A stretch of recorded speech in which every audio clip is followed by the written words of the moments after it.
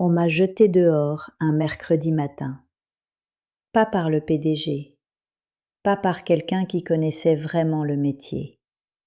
Par la fille du PDG, Camille Beaumont, 29 ans, nommée directrice créative de la maison 6 mois plus tôt. Pas parce qu'elle avait des compétences réelles, parce que c'était sa fille, et parce que son père possédait Beaumont Couture, l'une des dernières vraies maisons de haute couture parisienne, encore entièrement indépendante. Ce matin-là, je me souviens du café au bar du coin, celui près de l'atelier. Les croissants n'avaient aucun goût. Je savais qu'en 48 heures exactement, la fusion avec le groupe Bélier serait finalisée. 48 heures. 2 jours. C'est le temps qu'il m'a fallu pour comprendre que tout ce pourquoi j'avais travaillé pendant 4 ans était en train de m'être arraché par quelqu'un qui ne savait même pas faire la différence entre une couture à la main et une couture à la machine. Mon nom est Héloïse Mercier. Et voici l'histoire de comment j'ai démoli une fusion de 550 millions d'euros avec un sourire. Je suis arrivée à Beaumont Couture en 2022. J'avais déjà une réputation. J'avais travaillé chez Dior dans les années précédentes, puis chez un petit atelier haute couture à Berlin. Mais ce que je voulais vraiment, c'était créer quelque chose de personnel. Beaumont était parfait. C'était une maison avec une histoire, du prestige, mais elle avait besoin de direction créative. Elle avait besoin de réinvention. Philippe Beaumont, le PDG, m'a reçu dans son bureau au 5e étage. Les fenêtres donnaient sur la Seine. Le bureau était minimaliste, presque vide, avec un immense pupitre en acajou massif et des photos encadrées. Sa femme décédée en 2010, sa fille à différents âges et quelques photos du showroom historique de la maison datant des années 50. « Madame Mercier, m'avait-il dit, je ne cherche pas quelqu'un pour continuer ce que nous faisons. Je cherche quelqu'un pour inventer ce que nous devrions devenir. » C'est pour ça que j'ai signé. Le contrat était généreux. Salaire de base solide, 70 000 euros par an, ce qui était respectable pour la mode à l'époque. Mais la vraie compensation, celle qui me fascina vraiment, était la clause de commission. Si une fusion ou une acquisition majeure était finalisée avant janvier 2027, et si ma collection de signatures était au cœur de la transaction, pas juste une ligne mineure, mais véritablement au cœur, je recevrais une commission de 190 000 euros. À l'époque, ça représentait exactement 15% de mon salaire annuel, multiplié par 3. Un bonus massif pour une créatrice de mode. Un prix juste pour 4 ans de travail intensif, d'énergie totale consacrée à cette maison, d'âme versée dans chaque détail. J'ai commencé immédiatement. Les premiers mois, j'ai travaillé en silence. J'ai observé les archives de la maison, remontant jusqu'aux années 40. J'ai étudié les techniques des brodeuses, les sources historiques des motifs, la philosophie esthétique qui avait défini Beaumont pendant des décennies. Puis j'ai commencé à écrire. Pas en français, en esquisse. Des croquis, des couleurs, des matières. Ma collection, que j'ai nommée Déluge, était une fusion de minimalisme contemporain et de savoir-faire traditionnel français. Les pièces étaient épurées, presque architecturales, mais elles intégraient des techniques de broderie et de couture en or que seuls les artisans français de haut niveau maîtrisaient vraiment. C'était un hymne à la tradition française, réinventé pour le XXIe siècle. Des teintes neutres, blanc, noir, gris perle, beige doré, avec des éléments de séquin en or qui captaient la lumière de manière presque organique. Au bout de 2 ans, la collection était prête. Elle a marché. immédiatement. Les pièces étaient si demandées que nous avions du mal à livrer les commandes à temps. Les femmes qui portaient déluge, des éditeurs de mode, des actrices, des épouses de politiciens, devenaient des icônes. Les magazines commençaient à documenter chaque port de vêtements. Et en 2024, le groupe Bélier a contacté Philippe Beaumont. Il voulait acquérir Beaumont Couture. Pas pour la fermer, pour la moderniser, l'internationaliser et en faire l'une de leurs marques phares. La valeur de la transaction, 550 millions d'euros. Et au centre, absolument au centre de toute cette valeur, se trouvait ma collection. Déluge était devenu un succès critique et commercial que les critiques appelaient la réinvention de la maison Beaumont, voire le renouveau de la haute couture parisienne. Pendant 2 ans, j'ai travaillé en paix. Philippe était absent régulièrement. Il voyageait pour des négociations préalables, des rencontres avec les investisseurs, des discussions confidentielles sur le prix de la transaction. Et puis, en janvier 2025, 6 mois avant la date finale, Philippe a pris une décision qu'il regretterait probablement pour le reste de sa vie. Il a nommé sa fille, Camille Beaumont, directrice créative adjointe. Camille était revenue de New York, où elle prétendait travailler dans la gestion de projets créatifs pour une start-up technologique. À vrai dire, personne ne savait vraiment ce qu'elle faisait. Son LinkedIn montrait 6 emplois différents en 4 ans. Elle n'avait aucune formation en design, aucune expérience dans la mode, aucune connaissance technique des tissus ou de la couture. Mais elle était la fille de Philippe. Et Philippe, à 69 ans, commençait à penser à sa succession. Camille a besoin d'apprendre, m'avait dit Philippe dans une réunion privée en février, après qu'il ait fermé la porte de son bureau et vérifié 2 fois qu'on ne l'écouterait pas. Elle ne sait absolument rien de ce qu'elle fait, aucune expérience, aucune vraie compétence. C'est mon enfant, Héloïse, je dois lui donner une chance. Mais je voudrais qu'elle travaille à tes côtés. Tu es ma meilleure créatrice. Peut-être que si elle te voit en action, si elle comprend comment on crée vraiment, ça changera quelque chose. Apprends-lui comment fonctionne cette maison. Apprends-lui ce qu'est la création. J'avais accepté. Franchement, je pensais que c'était un arrangement temporaire, quelque chose qui durerait quelques mois. Que Camille verrait comment fonctionnait vraiment le design de mode de haut niveau, le doute constant, l'impossibilité de plaire à tout le monde, la nécessité de faire des choix qui fâchent la moitié des gens, et qu'elle partirait chercher quelque chose de plus facile, quelque chose qui correspondrait mieux à ses talents réels. Mais elle ne s'en est pas allée. Pendant les 4 premiers mois, elle a observé. Elle est venue aux réunions, a traîné dans l'atelier, a demandé des questions basiques sur les techniques de couture. Je lui ai montré comment lire un croquis, comment fonctionne une couture à la main, pourquoi certains tissus se comportaient d'une certaine manière. Elle a écouté. Et puis, progressivement, les choses ont changé. Elle a commencé à faire des suggestions. Pas des suggestions basées sur une compréhension du design, des suggestions basées sur ce qu'elle voyait sur Instagram. Les couleurs vives sont tendance. Les influenceurs portent du rose fluo maintenant. Je lui expliquais que Beaumont n'avait jamais suivi les tendances sur Instagram.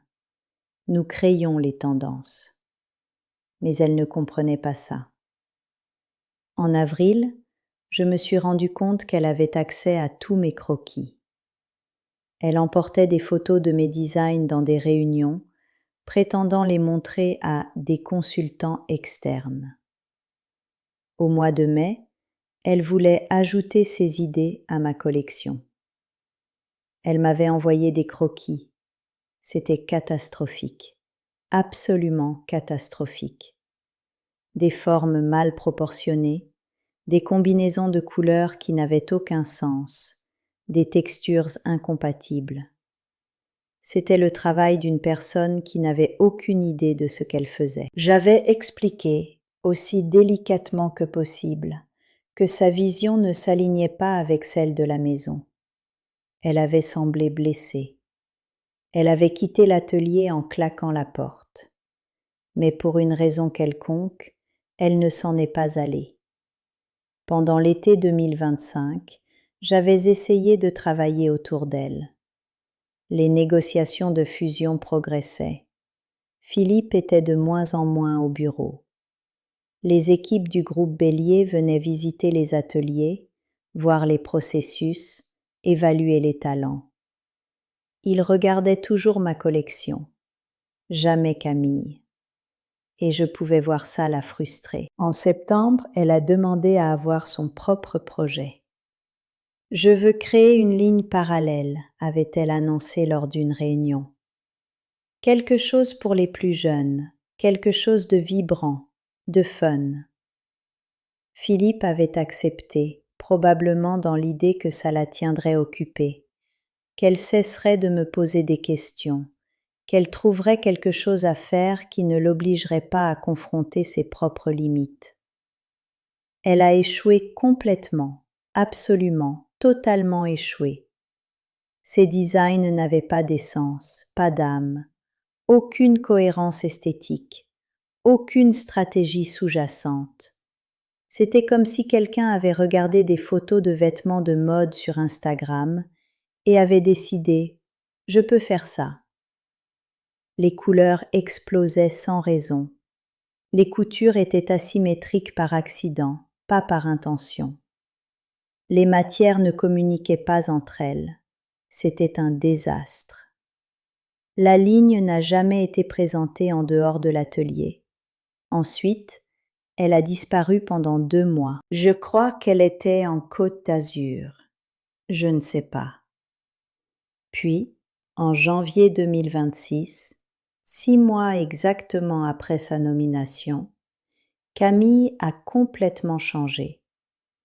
Elle ne parlait plus directement aux ateliers. Elle passait par des rapports formels. Elle demandait des documents sur tout, les fournitures, les délais, les coûts. Elle a commencé à venir à mon bureau en fin d'après-midi, quand j'étais seule, quand les autres avaient quitté l'atelier. Elle m'observait travailler, silencieusement, sans parler pendant 1 heure entière, juste assise dans un coin à noter des choses. Elle me posait des questions bizarres, précises, spécifiques. Comment tu comptes les points exactement? Comment tu sais combien tu en as besoin? Quel fil utilises-tu pour cette couture? C'est le même partout ou ça change selon la zone? Combien de temps faut-il vraiment pour terminer une pièce? Tu es juste rapide ou tu as un secret? Je pensais qu'elle apprenait enfin, que après tous ces mois, quelque chose était en train de cliquer, que peut-être Philippe avait raison et qu'elle allait finir par comprendre. C'est seulement plus tard, bien plus tard, que j'ai compris qu'elle n'apprenait pas du tout. Elle espionnait. Elle tentait de décoder mes secrets, mes techniques, ma pensée créative. Elle essayait de voler ma recette secrète. Et puis, il y a 3 jours, le mercredi matin, Camille m'a envoyé un message. « Viens dans mon bureau à 9 heures. » Ce n'était pas vraiment son bureau. C'était le 2e bureau principal de la maison, celui habituellement réservé au directeur opérationnel. Mais apparemment, maintenant c'était son bureau. Elle était assise à un grand pupitre en noyer, les mains jointes devant elle. Elle portait un costume Chanel noir, probablement emprunté à la collection de sa mère décédée, puisqu'elle ne possédait aucune pièce Beaumont de ses propres achats. Héloïse, avait-elle dit, j'ai quelque chose d'important à te dire. Tu vas être licenciée, avec effet immédiat.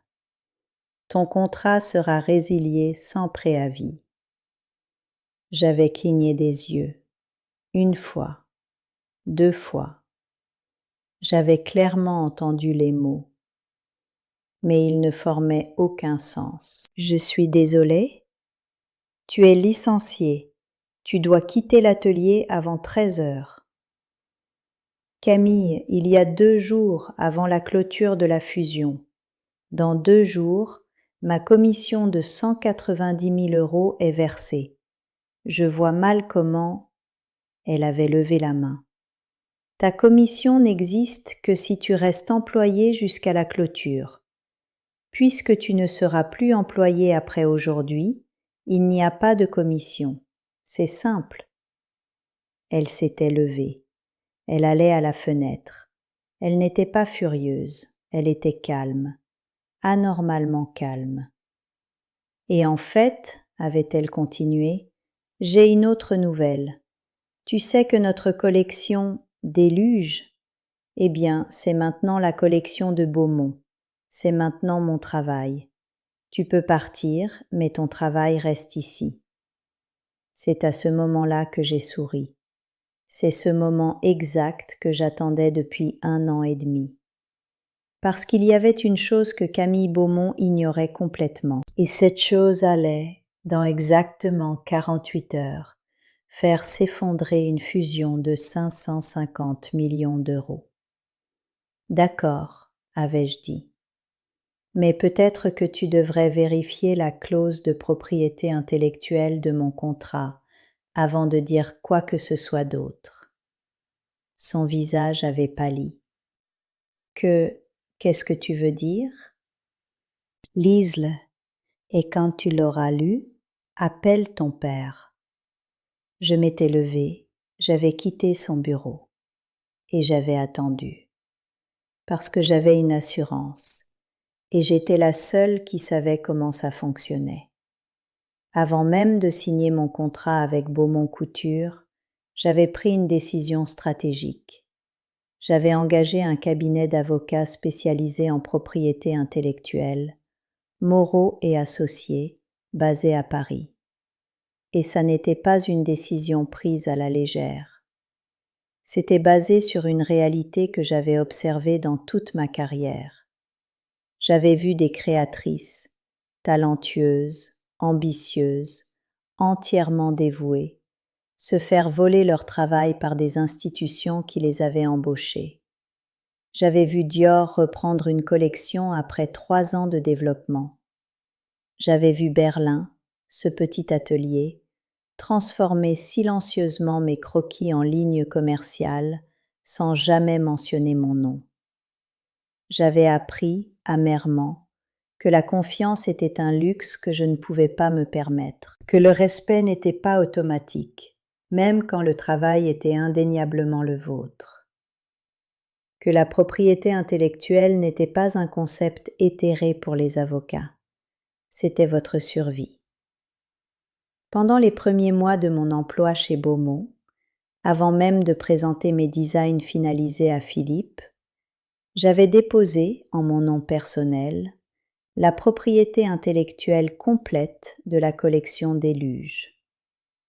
Tous les croquis, tous les motifs, toutes les combinaisons de couleurs, toutes les techniques propriétaires que j'avais développées, tout était enregistré auprès de l'INPI, l'Institut national de la propriété intellectuelle française, en tant que création de Héloïse Mercier.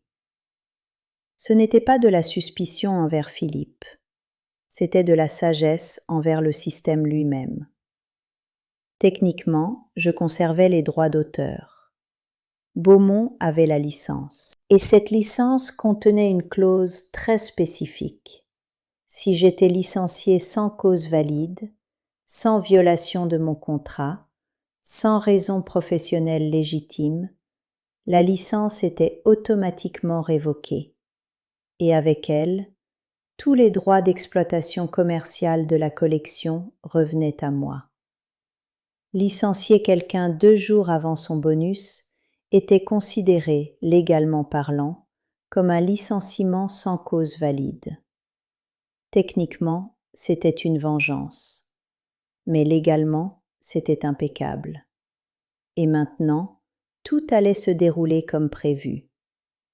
Je suis rentrée chez moi ce mercredi-là. Mon appartement était silencieux. 2 pièces dans le 4e arrondissement, avec une vue lointaine sur les toits de Paris, au-delà de la Seine. Pas grand, pas luxueux, mais c'était le mien. Je l'avais acheté avec mes propres économies, payé le premier versement important avec mon salaire de Beaumont, et j'avais tellement travaillé pour rembourser le reste. Et maintenant, dans 48 heures, si tout se passait exactement comme prévu, et je savais que ça allait se passer, je pourrais payer le solde entièrement. Je serais enfin libre de quelque chose. Même si Beaumont s'effondrait, même si tout s'écoulait, j'aurais au moins ça. Je m'étais assise sur mon canapé. Je n'avais rien mangé, je n'avais rien fait. J'avais juste attendu. Mon téléphone a sonné 1 heure après que je sois rentrée. C'était maître Stéphane Moreau, le chef du cabinet Moreau et Associés, l'avocat que j'avais engagé 4 ans plus tôt, bien avant tout cela. « Madame Mercier », avait-il dit d'une voix très calme et très contrôlée, la directrice créative adjointe a contacté notre cabinet il y a 30 minutes précisément. Elle pose des questions sur la validité d'une clause de propriété intellectuelle dans votre contrat original. Mon cœur avait accéléré. Nous avions parlé pendant 45 minutes. Maître Moreau avait examiné mon contrat détail par détail, vérifiait les dépôts d'enregistrement que j'avais effectués auprès de l'INPI et examinait la notification officielle de résiliation que Camille avait envoyée à mon adresse personnelle. « C'est parfait, Madame Mercier », avait-il dit finalement. « C'est absolument, légalement, parfait. Il n'avait aucun droit de faire ça, aucun droit du tout. Et maintenant, la clause se déclenche automatiquement. La licence est révoquée. Tous les droits d'exploitation, tous les droits commerciaux, tous les droits dérivés reviennent à vous. » « Et la fusion ?» avais-je demandé. Ma voix tremblait légèrement. « Bien, » avait-il dit lentement. « Si la collection Déluge est au cœur de la valeur de la transaction, et que vous êtes maintenant la propriétaire exclusive, et que vous avez refusé que Bélier l'utilise, ce que vous pouvez faire légalement, alors la fusion serait en difficulté. » C'était un euphémisme. La fusion s'effondrerait. Ce soir-là, j'avais reçu un appel de Philippe Beaumont. C'était le mercredi soir, vers 19h30. C'était le moment où il rentrait normalement chez lui, où il prenait un verre, où il regardait les actualités. Mais pas ce soir. Sa voix était blanche, blanche de rage, blanche de peur. « Héloïse, qu'est-ce que tu as fait ? » ?»« Je ne sais pas de quoi tu parles, Philippe. »« Qu'est-ce que tu as fait ? Qu'est-ce que tu as fait ? » ?»« J'ai exercé mes droits légaux, c'est tout. » Camille m'a montré le contrat. Elle m'a montré les dépôts à l'INPI. Elle m'a montré que tu possèdes la collection. Comment avais-tu le droit de faire ça ? C'est ta collection pour la maison. C'est Beaumont qui te l'a prise. Non, Philippe. J'ai enregistré mon travail avant de le présenter à ta maison. Je l'ai déposé auprès de l'INPI. Les croquis, les motifs, les techniques, tout. C'est ce que font les créatifs professionnels. Je protège ce qui est mien. Il y avait un silence. Je pouvais l'entendre respirer, très fort. Héloïse, tu sais ce que tu as juste fait ? Tu viens de détruire. La fusion ? Une fusion de 550 millions d'euros. Bélier me vient de m'appeler. Leur équipe juridique me dit qu'il n'y a pas de transaction possible sans l'entière possession de Déluge. Et Je sais, Philippe, je sais exactement ce que j'ai fait.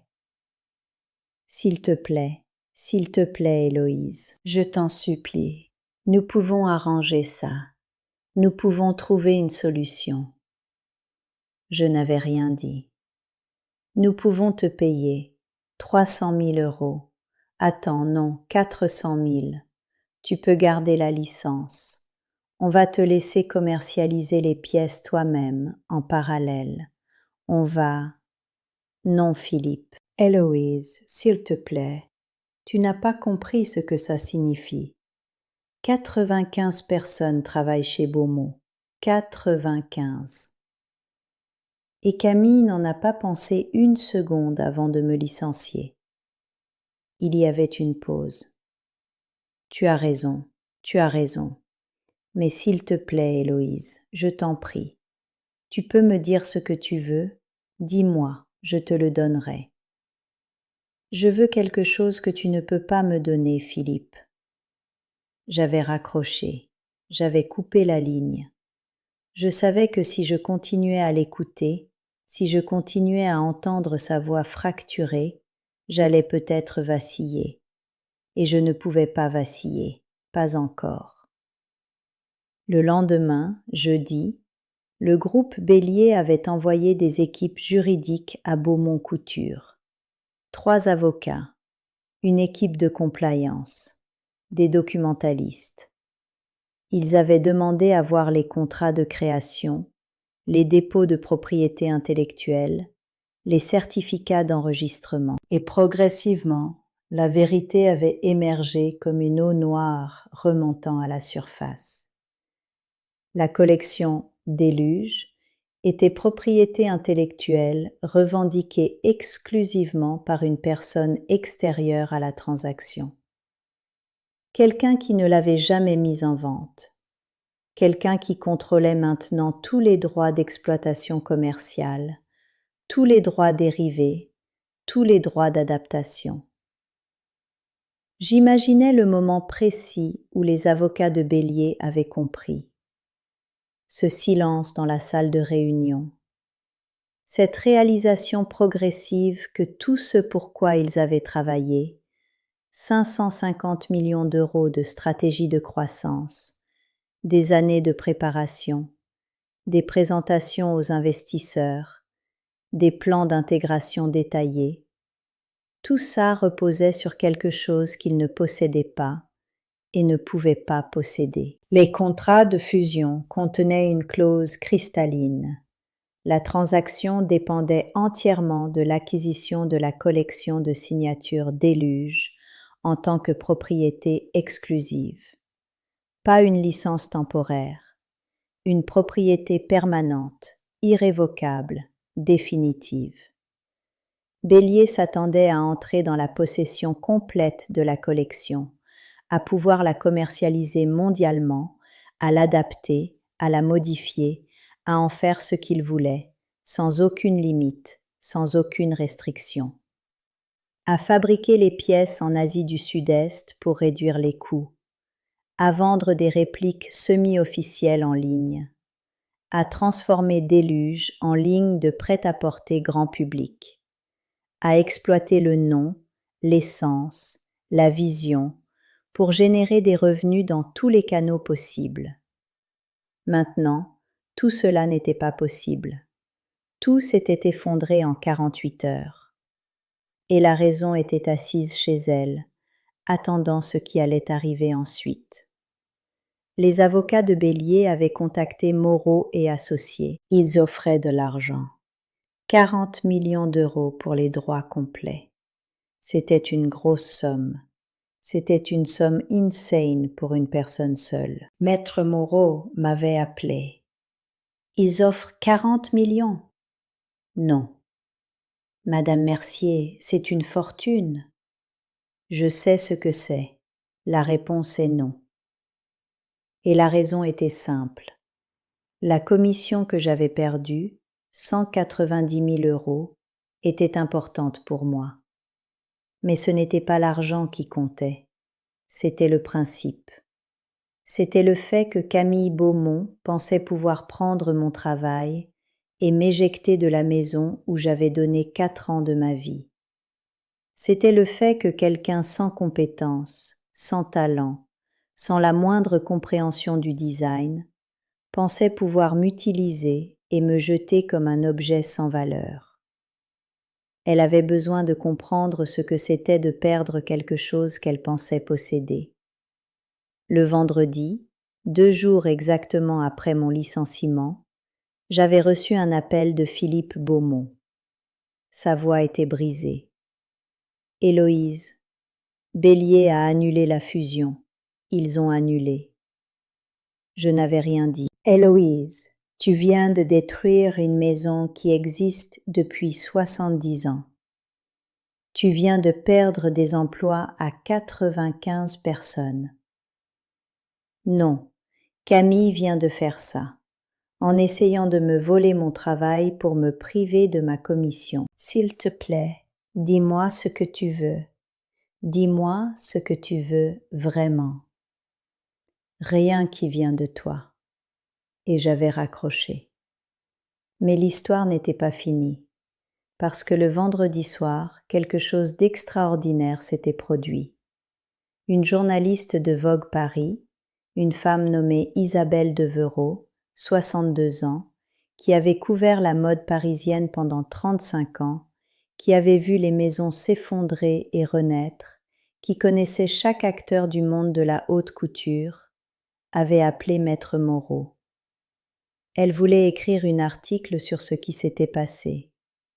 Pas un scandale acéré, pas une affaire sordide, mais une histoire. Et dans cet article soigneusement rédigé, elle racontait mon histoire. Pas comme une vengeance personnelle, comme une stratégie légale brillante, comme une créative qui avait dû protéger son travail parce qu'elle savait qu'elle travaillait dans un environnement où l'exploitation était monnaie courante, où les jeunes designers se faisaient voler leurs idées tous les jours, où les créatives sans protection légale étaient vulnérables à une prédation silencieuse, tacite, acceptée par tous. Elle retraçait mes années chez Dior, mon passage à Berlin, mon arrivée chez Beaumont, la création de Déluge, et puis le moment de vérité, ma décision stratégique de déposer l'enregistrement, d'établir ce filet de sécurité, bien avant que le chaos ne commence. L'article s'appelait « L'enregistrement d'Héloïse Mercier, quand une créative reprend le contrôle ». Il est sorti le samedi matin, et en 4 heures, il avait recueilli 200 000 lectures sur le site de Vogue. En 24 heures, c'était 4 millions. Les réseaux sociaux explosaient. Des femmes partageaient l'article, des créatrices commentaient, des avocats spécialisés en droit d'auteur l'analysaient. C'était devenu viral, parce que c'était plus qu'une histoire de vengeance personnelle. C'était une histoire de pouvoir. C'était une histoire de femmes qui disaient non. C'était une histoire de créativité qui refusait d'être volée. Et c'était une histoire que les femmes de la créative, de tout Paris, de toute la France, voulaient raconter et partager. Le lundi, Maître Moreau m'avait appelé. « Madame Mercier, vous ne croirez pas ce qui se passe. Dites-moi. » Bélier vous contacte. Pourquoi ? Pour discuter du statut de déluge, mais aussi pour discuter de nouvelles opportunités. Je crois qu'ils veulent vous offrir un contrat, directement. Ce qui s'était passé dans ces 4 jours était fascinant, même pour moi. Bélier avait réalisé quelque chose que Philippe avait toujours su, mais avait choisi d'ignorer. J'étais ce qui rendait la collection précieuse. Pas la maison, pas l'histoire, pas la tradition.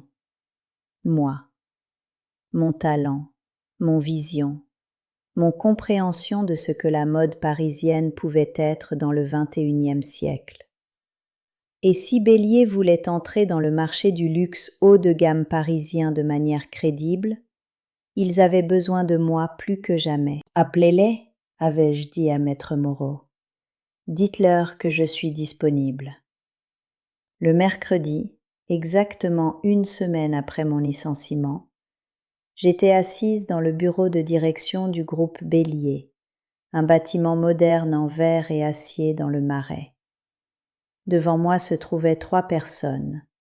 Océane Leclerc, la présidente du groupe, Xavier Fontaine, le directeur général des opérations, et un 3e homme, Laurent Merchant, qui était le directeur du département des fusions et acquisitions. « Héloïse, » avait dit Océane, « nous voulons être clairs. Bélier reconnaît que nous avons commis une erreur. Nous avons supposé que la collection Déluge était à vendre comme un bien. Nous n'avons pas compris que cette collection était inséparable de son créatrice. Elle avait un contrat sur la table. Elle l'avait poussé vers moi. Nous voulons vous proposer un contrat de 3 ans, directrice créative de Bélier Couture, une nouvelle marque que nous créons spécifiquement autour de votre vision. Salaire de base, 500 000 € par an. Bonus de performance, jusqu'à 2 millions. Et, ce qui est crucial, les droits d'auteur sur toutes les collections que vous créez restent à 50% en votre possession. Je l'avais regardé. Et Beaumont ? Beaumont fera partie de notre portfolio, mais sous une nouvelle direction, la direction de quelqu'un d'expérience. Camille Beaumont a été officiellement relevée de ses fonctions. J'avais presque souri. Et vous pensez que je vous fais confiance ? Non, avait dit Océane, mais je pense que vous reconnaissez les réalités du pouvoir. La mode française n'est pas faite de tradition ou d'histoire, elle est faite de créativité. Et la créativité, ça a une source. Et cette source, c'est vous. Elle avait fait une pause. Et je pense aussi, continua-t-elle, que vous êtes assez intelligente pour réaliser que vous venez de détruire une fusion de 550 millions d'euros et que vous aimeriez probablement éviter de le faire à nouveau. Je n'avais rien dit, mais elle avait raison. J'avais signé le contrat. Les conditions étaient justes, mieux que justes. C'était un arrangement qui reconnaissait la réalité. Sans moi, il n'y avait rien. Ce qui s'était passé après était presque comique. Camille Beaumont, qui avait été relevée de ses fonctions à Beaumont Couture, avait publié un long message sur Instagram expliquant que tout cela était une conspiration contre elle et que la vraie créativité ne pouvait pas être contenue par les systèmes institutionnels. Elle avait reçu 53 000 commentaires. Environ 47 000 d'entre eux étaient moqueurs. Philippe avait essayé de me contacter plusieurs fois. À la fin, il avait renoncé. Beaumont Couture avait été intégré dans le groupe Bélier, transformé en ligne de luxe intermédiaire, ce qui était probablement le destin qu'elle méritait. Et moi, j'étais maintenant directrice créative de Bélier Couture, une toute nouvelle marque qu'Océane Leclerc était en train de construire autour de ma vision, ma signature, mon talent. C'était une belle ironie en fait. J'avais parcouru 1000 kilomètres pour trouver une maison créative autonome, et en fin de compte, j'avais dû détruire une pour la trouver. Mais l'histoire n'était vraiment terminée que 3 mois plus tard. Nous étions au mois de juillet. La nouvelle branche Bélier Couture avait été annoncée officiellement. J'avais présenté les premières esquisses de ce qui allait devenir la collection inaugurale. 15 pièces, 15 moments. Une nouvelle direction pour la couture parisienne. Et puis, un jour, j'ai reçu une notification de Maître Moreau. Camille Beaumont l'avait contactée. Elle voulait me rencontrer. Je n'avais pas répondu à ce message. J'avais ignoré le suivi. Puis j'ai ignoré le deuxième suivi et le troisième. Jusqu'au jour où j'ai reçu un appel direct d'une personne que je ne m'attendais pas à entendre. C'était Camille. « Héloïse, avait-elle dit, je ne peux pas. » Et puis elle m'a expliqué, sur 3 minutes de monologue entrecoupé, qu'elle ne comprenait pas comment j'avais pu faire ça, comment j'avais pu être si cruelle, comment j'avais pu tout détruire. Elle avait parlé comme une femme qui n'avait jamais connu la conséquence de rien, comme quelqu'un qui avait passé sa vie à appuyer sur des boutons et à s'attendre à ce que d'autres personnes se lèvent et obéissent. J'avais écouté, sans l'interrompre, pendant 3 minutes entières, et puis j'avais dit une chose. « Camille, tu m'as dit quelque chose dans ton bureau le jour où tu m'as licenciée. Tu m'as dit que mon travail t'appartient maintenant. Tu te souviens ? » « Oui, mais… » « Eh bien, tu avais raison sur une chose. C'est mon travail. Et maintenant, c'est ma propriété. Légalement, irrévocablement. Et tu ne pouvais pas le prendre. » Il y avait un silence. « Mais Héloïse, et tu as choisi, en essayant de me l'arracher, de détruire une maison qui avait 70 ans. Tu as choisi de jeter 95 personnes à la rue. Tu as choisi de faire s'effondrer une fusion parce que tu voulais gagner. Pas parce que tu comprends la mode, pas parce que tu savais comment créer, mais parce que tu n'avais jamais entendu le mot non. Héloïse, je… Et maintenant, tu appelles pourquoi ? Pour me demander pardon ? Pour me demander de t'aider à revenir dans la mode ? Elle n'avait pas répondu. Parce que la réponse, avais-je dit, est non. Et j'avais raccroché. Ce qui s'était passé après était étrange, inévitable, mais étrange. 3 semaines plus tard, Camille Beaumont avait annoncé qu'elle s'était jointe à une start-up de vêtements en ligne basée à Séoul. Le message disait qu'elle voulait explorer de nouvelles frontières créatives. Personne n'a cru à ça, mais personne n'a vraiment demandé. Elle avait disparu de la scène parisienne pratiquement du jour au lendemain. Et Philippe Beaumont ? Il avait continué, comme les PDG le font. Il avait pris une part de Beaumont Couture intégrée, reçu un chèque pour sa part de la transaction et avait annoncé qu'il prenait sa retraite pour passer plus de temps avec sa famille. Je crois qu'il n'y avait plus de famille, mais on ne pose pas ces questions. Pendant ce temps, la nouvelle collection Bélier Couture était en phase de production finale, dans un nouvel atelier situé en bordure de Belleville, loin du 5e arrondissement solennel de Beaumont. Je travaillais avec une équipe de 32 artisans, des gens que j'avais choisis personnellement, des gens qui comprenaient ma vision, qui avaient quitté d'autres maisons pour venir travailler avec moi, des gens qui savaient que la couture parisienne n'était pas un musée, c'était un laboratoire vivant, un endroit où on expérimentait, où on échouait, où on réinventait. Les premières pièces ont été présentées en septembre, lors de la Paris Fashion Week. 16 acheteurs du monde entier, 53 journalistes, 400 invités, et les pièces ont été acclamées. Pas universellement, pas par tous, mais par les personnes qui comptaient vraiment, par les commissaires en chef des musées, par les éditeurs de Vogue, par les acheteurs qui avaient vu se dérouler tous les grands changements de la mode au cours des 30 années précédentes.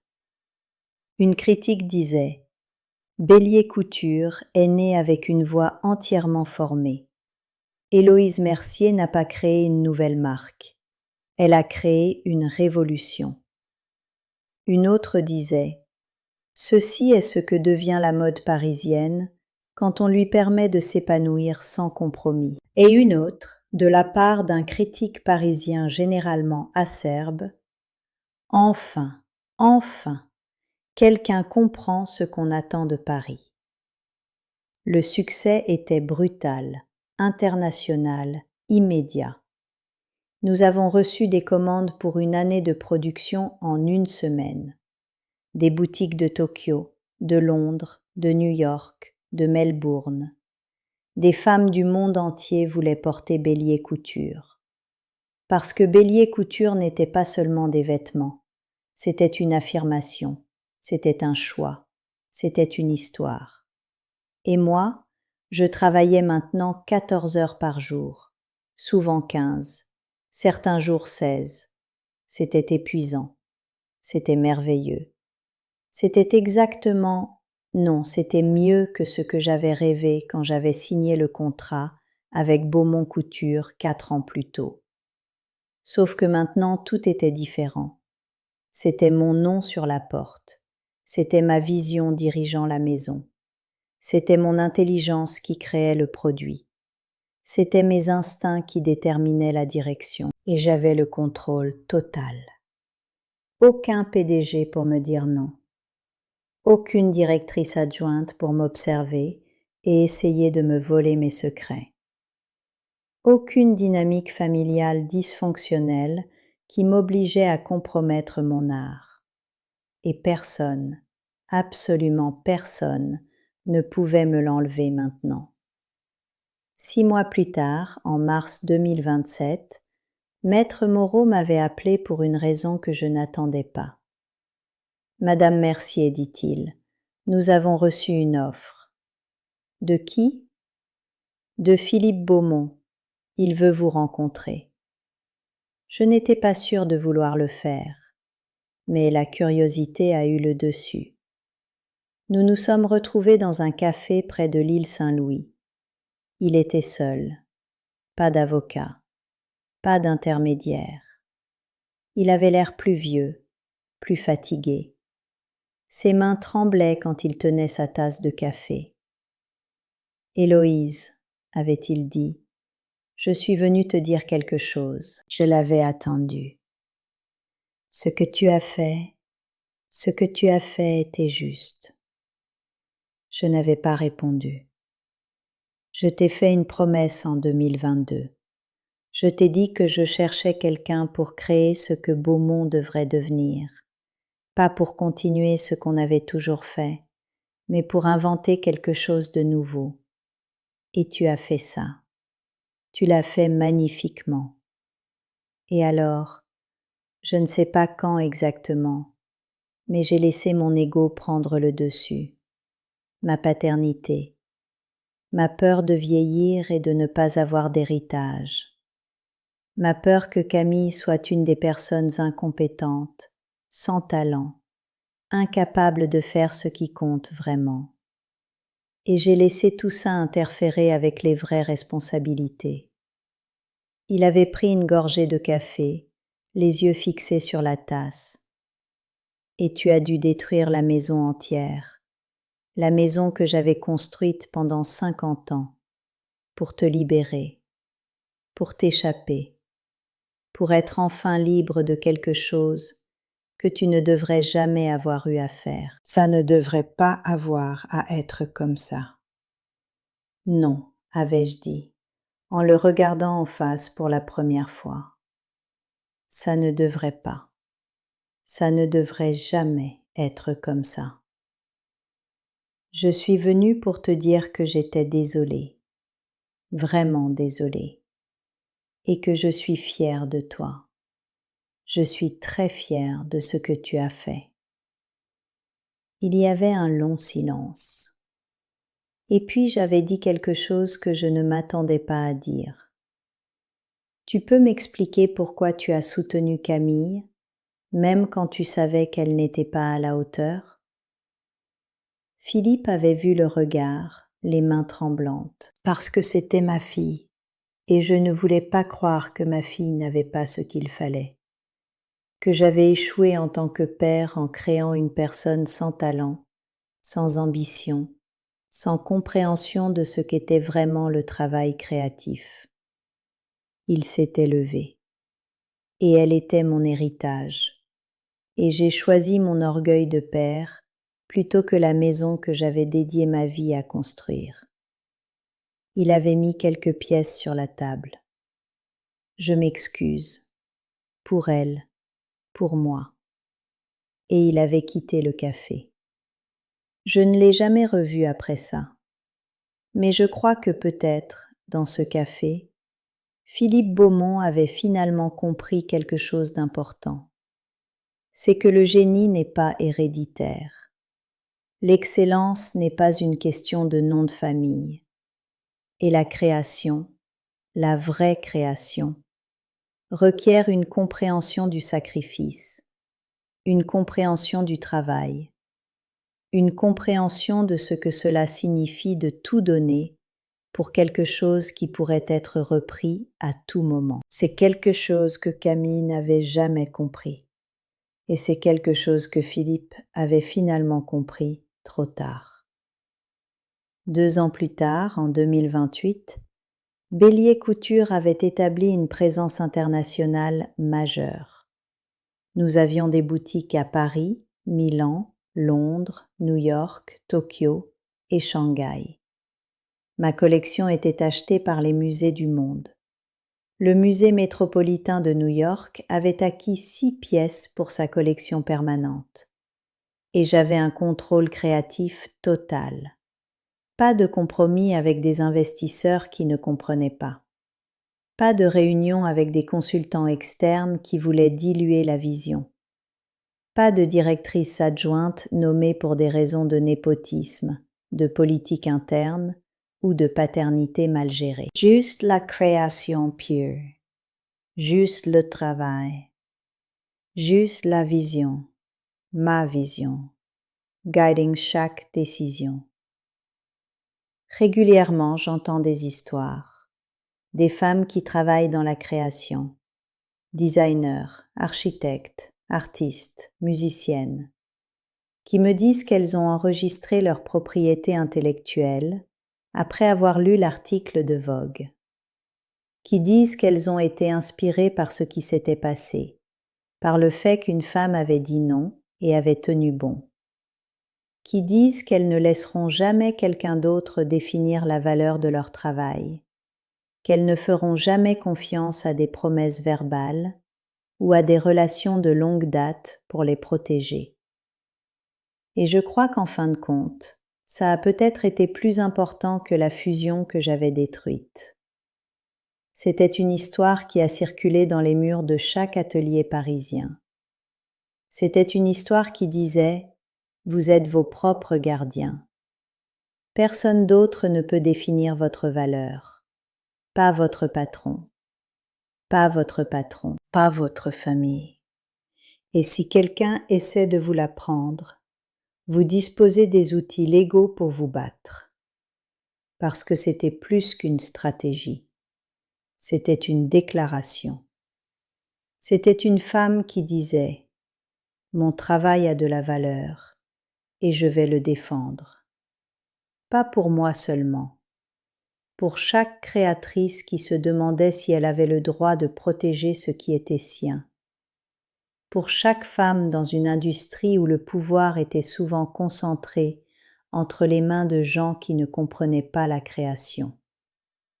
Certains jours, j'aimerais que les choses s'étaient déroulées différemment, qu'il n'y ait pas eu besoin de détruire Beaumont Couture, cette maison de 70 ans qui avait survécu à 2 guerres mondiales, qu'il n'y ait pas eu besoin de ce moment brutal, cette confrontation, cette rupture totale avec une institution parisienne. Mais d'autres jours, je me rends compte que peut-être ce conflit était inévitable, que le système était trop brisé pour être réformé de l'intérieur, que quelquefois, le système doit s'effondrer pour être reconstruit correctement, que quelquefois, il faut dire non avec autorité, même si cela signifie que tout le monde perd, que quelquefois, il n'y a pas de compromis possible avec quelqu'un qui nie votre humanité, votre expertise, votre droit d'exister en tant qu'égal. Parce que finalement, le gain n'était pas juste pour moi. C'était pour chaque jeune créatrice qui regardait cette histoire et se réalisait soudainement que son travail valait quelque chose, que son talent, sa vision, son intelligence créative, tout cela avait une valeur légale, une valeur économique, une valeur que personne d'autre ne pouvait diluer ou nier, que personne n'avait le droit de l'enlever sans compensation, sans permission, sans respect. Voilà où commence la vraie transformation. Pas dans les fusions, pas dans les acquisitions, pas dans les listes de prix ou les accords formels. Elle commence quand quelqu'un dit non et fait le tenir.